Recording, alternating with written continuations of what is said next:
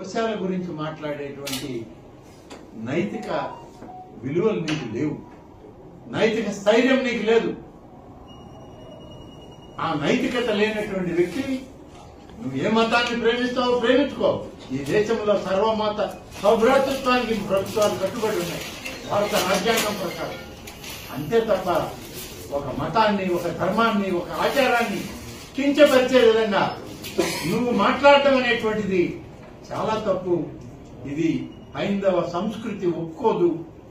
సనాతన ధర్మాన్ని ఆచరించే వాళ్ళు ఎవరు దీన్ని ఒప్పుకొని నీతో మాట కలిపే పరిస్థితి రాదు. ఇప్పటికే పతనావస్థకి చెందినటువంటి మీరు ఇంకా హైందవ ధర్మాల గురించి, సంప్రదాయాల గురించి మీరు మాట్లాడమే. కాబట్టి మీకు ఆ హక్కు లేదు, ఆ రకంగా మాట్లాడేటువంటి నైతికత మీకు రాదు. దయచేసి ఇప్పటికైనా బుద్ధి తెచ్చుకోండి.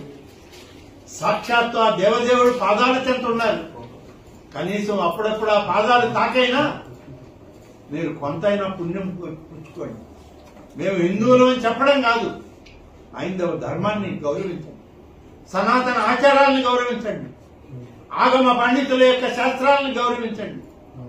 వాటిని అందిపుచ్చుకుని ఆ శాస్త్రాల యొక్క విలువల్ని కాపాడడానికి మీరు పనిచేయండి. యథా నాయకుడు తథా శిష్యుడు అన్నట్టు మీరు మాకు నేర్పడానికి వచ్చారా?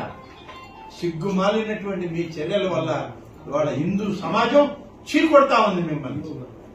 ఇంకా మీకు బుద్ధి రాలేదని అంటే మరి ఆ భగవంతుడే, ఆ దేవదేవుడే కనీసం మీకు ఆ యొక్క బుద్ధిని ప్రసాదించమని చెప్పి నేను ఈ సందర్భంగా కోరుకుంటాను.